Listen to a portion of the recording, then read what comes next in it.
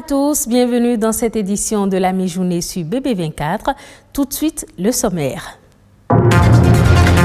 Aucune sage-femme ne peut inscrire sur la fiche de naissance le nom du présumé père si la femme n'apporte pas au moment de l'accouchement la preuve de la reconnaissance de grossesse. L'acte de paternité est désormais obligatoire au Bénin.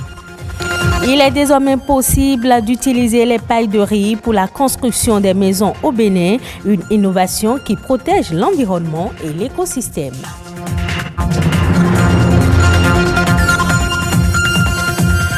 Besoin de disposer d'un cadre fixe pour ouvrir un restaurant et offrir des prestations en cuisine. Les restaurants et boutiques mobiles existent à Cotonou. Une équipe de BB24 a fait un tour de ville. Le reportage dans un instant. On démarre cette édition par la journée mondiale du commerce équitable. Le deuxième samedi du mois de mai est dédié à la célébration de cette journée. Une occasion pour s'interroger sur notre façon de consommer qui privilégie trop souvent l'achat au meilleur prix sans prendre en compte les conditions de production dans les pays producteurs. Le commerce équitable doit permettre un développement économique plus harmonieux en permettant aux producteurs de tirer une juste rémunération de leur travail. Ce type de commerce doit permettre le développement durable en favorisant les modes de production respectueux de l'environnement. C'est un sujet qui fait couler depuis quelques jours beaucoup d'encre et de salive. Au Bénin, il est désormais exigé aux couples, le géniteur notamment, l'attestation de paternité avant la naissance du bébé. Désormais donc, l'obtention de l'acte de naissance d'un bébé est subordonnée à la présentation du certificat de paternité pour les couples non mariés devant la loi. Quel problème vient résoudre une telle réforme? Ne serait-il pas sujet à des problèmes de société? Élément de réponse dans ce reportage de Rodrigue Babaguito. Depuis ce 1er avril, cette sage-femme fait usage de nouvelles méthodes pour enregistrer les naissances. Zouleyat doit désormais se servir de nouvelles fiches et les consignes reçues sont très fermes. Les nouvelles fiches ont de numéro de déclaration qui se fait en ligne. Et tant que le monsieur ne reconnaît pas qu'il est l'auteur de la grossesse, nous ne pouvions pas ajouter son nom. Elle ne remplira donc pas la partie concernant le père de l'enfant si la mère n'apporte pas cet acte qui dit qui est le père de l'enfant, l'acte de reconnaissance de paternité, une pièce obligatoire pour les couples non mariés devant la loi. Cette obligation, déjà prise en compte par un code datant de 2015, est aujourd'hui plus clarifiée par une autre loi du 6 janvier 2021 portant dispositions spéciales de simplification et de gestion dématérialisée de l'enregistrement des faits d'état civil. Dans la législation béninoise, cette pratique elle a cours depuis quelques années déjà. On va se référer à la loi portant Code de l'enfant en République du Bénin. Et relativement à cela, il était depuis son avènement remis aux femmes enceintes la fiche de déclaration de paternité. Aujourd'hui, cette donne reste d'actualité, à part le fait qu'il est demandé à l'homme, après avoir rempli la fiche de reconnaissance de paternité, de se rendre dans un état civil pour poursuivre les démarches.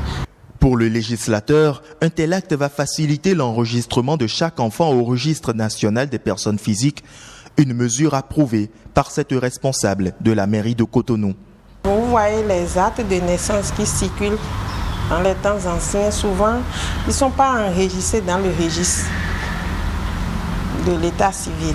Et ce sont les agents indélicats qui le font souvent.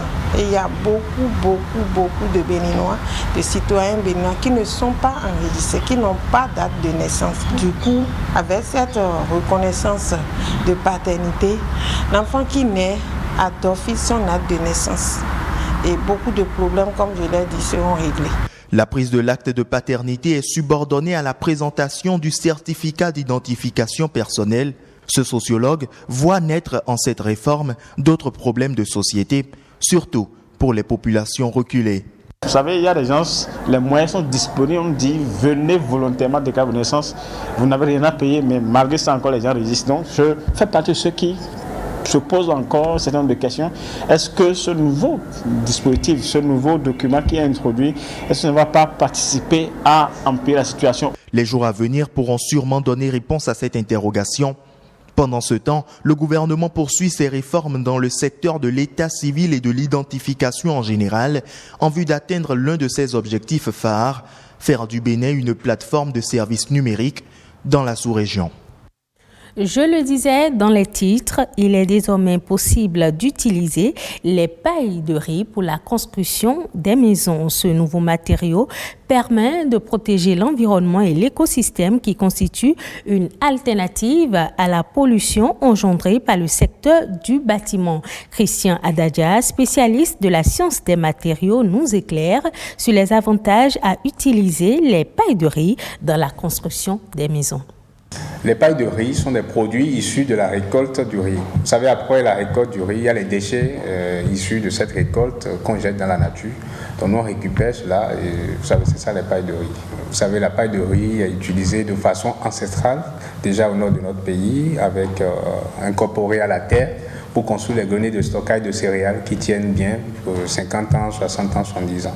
Alors nous nous sommes dit, pourquoi ne pas prendre ce produit, cette paille de riz incorporée à la terre, et travailler sur ça scientifiquement pour démontrer qu'on peut l'utiliser aussi dans la construction pour que ça tienne.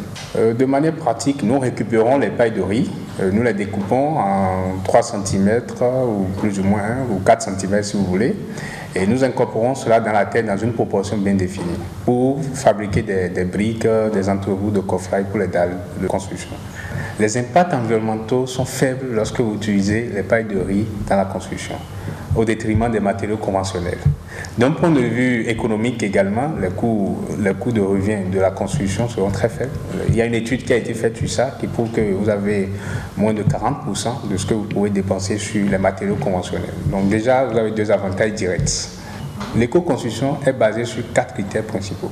Le premier critère, c'est un critère écologique, notamment la diminution de la consommation énergétique, la diminution de l'émission des gaz à effet de serre. Il y a un critère sanitaire lié à la santé des usagers, il faut garantir cela. Et le troisième critère, c'est l'amélioration du confort à l'intérieur, notamment acoustique, hygrothermique et autres. Dans la ville de Cotonou, de petits commerçants et promoteurs de restaurants développent de nouvelles stratégies pour mieux vendre leurs produits. Il s'agit des boutiques et restaurants mobiles. On les retrouve à des carrefours stratégiques, de zones de grand rassemblement et même dans certaines ruelles. Reportage. Du pain au steak haché en cuisson. On se croirait dans un restaurant ordinaire, mais non. Tout se déroule dans ce mini-car bien équipé pour le plaisir gustatif des clients.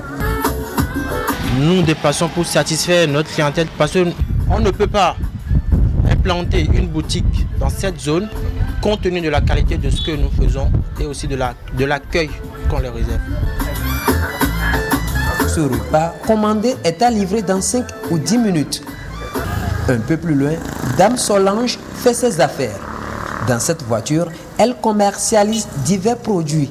Dans le véhicule, je vends les pommes de terre, je vends de farine, je vends les pansements haricots de plusieurs qualités. On a dit de ne plus vendre au bord de la voie. Avec ça, tu peux te déplacer facilement et aller à n'importe quel endroit où tu veux pour livrer tes clients. Ici, en plein milieu urbain, cette boutique mobile vient rétablir la proximité entre Solange et ses clients. Je suis sortie du service. J'ai alors décidé de m'approvisionner ici parce que j'en aurais besoin à la maison. Cette nouvelle stratégie de vente, l'interdiction formelle de l'occupation anarchique des espaces publics par des commerçants, en est aussi l'élément déclencheur. Longtemps, ce détaillant a mené ses activités dans une baraque qui aujourd'hui fait place à cette voiture. On sillonne surtout les zones ministérielles parce qu'ils ont besoin de ces petits trucs-là qui sont proches d'eux et c'est pour prendre Et, par exemple, une boîte de ce petit lait, bon, c'est ça qui va les faire déplacer jusqu'au marché. Nous, on a décidé, on a réfléchi pour dire, bon, de passer par ministère. Au moins, on sillonne tous les ministères dans la semaine et puis on revient sur le point de départ. Bon, depuis qu'on a fait ça, on n'a plus le problème de quitter. Bon, on ne veut plus voir là. Tout ça là, les clients sont satisfaits. Satisfaction, pas seulement du côté des clients. La santé financière des promoteurs de boutiques et restaurants mobiles connaît une amélioration, même s'ils sont parfois confrontés à des difficultés de fonctionnement. Suivons à présent la nation. En bref, une compilation des faits ayant marqué le Bénin, c'est 24 heures présentées par Amandine Anyamboso.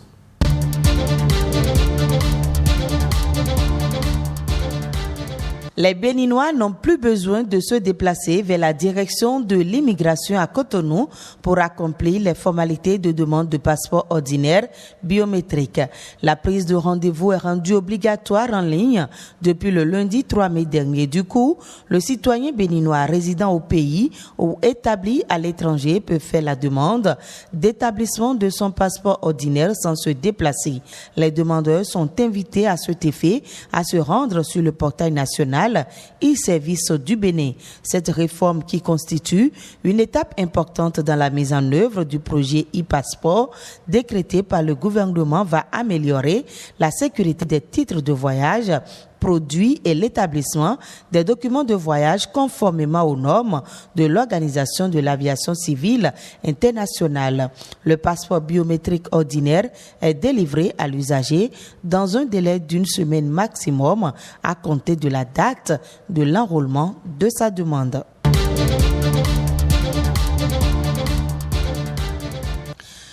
La loi portant modernisation de la justice et ses 4 arrêtés jumeaux ont révolutionné le secteur judiciaire béninois, notamment la gestion des contentieux commerciaux.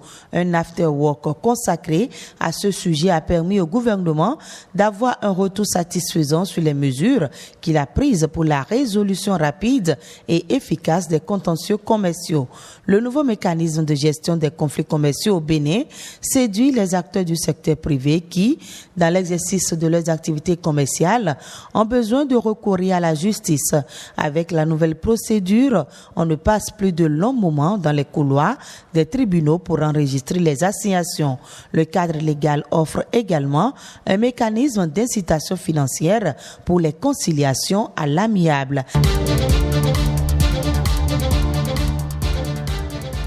Avec les réformes engagées pour la modernisation et la dématérialisation de la gestion foncière, la procédure de mutation ou de vente d'un titre foncier est aujourd'hui sécurisée, facile et rapide. Lors d'une séance d'échange ce jeudi, les réformes relatives à la gestion foncière au Bénin, notamment au transfert de propriété, ont été présentées aux opérateurs du secteur privé. Avec la plateforme e-notaire, le transfert de propriété autrefois source d'incertitudes et de conflits devient facile, moins procédural et plus sécurisé. Et pour renforcer la sécurisation des opérations foncières, la plateforme e-cadastre est accessible et permet d'avoir des informations précises et sûres relatives à toute parcelle numérisée.